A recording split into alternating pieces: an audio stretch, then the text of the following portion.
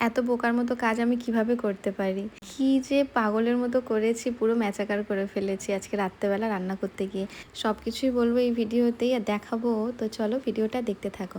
কালকে যেহেতু আমাদের রাতে বিরিয়ানি আনা হয়েছিল, তো কালকে যেগুলো জোগাড় করা হয়েছিল রান্না করার জন্য সেগুলো সব আমাদের বেঁচে গেছিলো।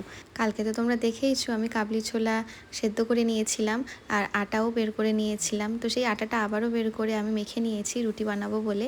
আর কাবলি ছোলাটা আমি আবারও কয়েকটা সিটি দিয়ে দিচ্ছি, যেহেতু ফ্রিজে ছিল একটু শক্ত মতো হয়ে গেছে। কাবলি ছোলার জন্য যে মশলাগুলো করব সেটাই আমি আগে কেটে নিচ্ছি।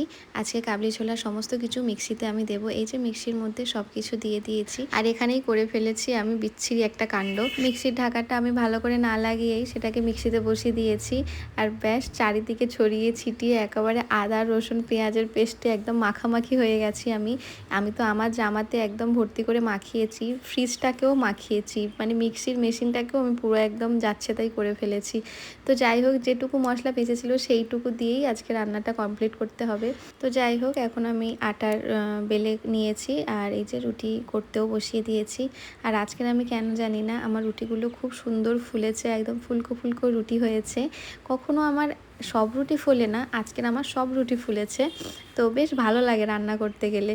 কিন্তু তার সাথে এই যে দুঃখজনক ব্যাপারটা, এত গরম, আমাকে দেখে বুঝতে পারছো মনে যেন আমি স্নান করে এসছি। আমি একটু ইচ্ছে করে একটু সিঁদুরের টিপ পরেছিলাম, সেটাও গুলে একদম নাকে চলে এসছে, এতটাই গরম। এই গরমের মধ্যে কষ্ট করে রান্না করতে যে কী অস্বস্তি হয় কি বলবো। তার উপর রুটি, ভাত হলে বসিয়ে দিয়ে চলে গেলাম, কিন্তু রুটিটা খুবই কষ্টকর। যেহেতু আমি সমস্ত কিছু আগের দিন রেডি করা ছিল তাই বাধ্য আমাকে করতে হলো, নাহলে আমি গরমে একদম রুটি করতে আসতাম না। এখন এবার ওই যে অল্প যেটুকু বেঁচে যাওয়া মশলা সেটা দিয়ে কাবলি ছোলা করবো।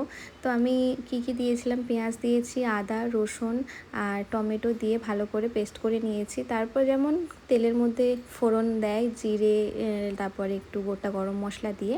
এই যে আমাদের তরকারিটা হয়ে গেছে, এবার যেন হাঁপ ছেড়ে বাঁচলাম। এবারে এমন অবস্থা আমার, ঘামে তো স্নান, গায়ে আদা রসুনের পেস্ট, তো আমাকে এখন স্নান না করলে হবেই না।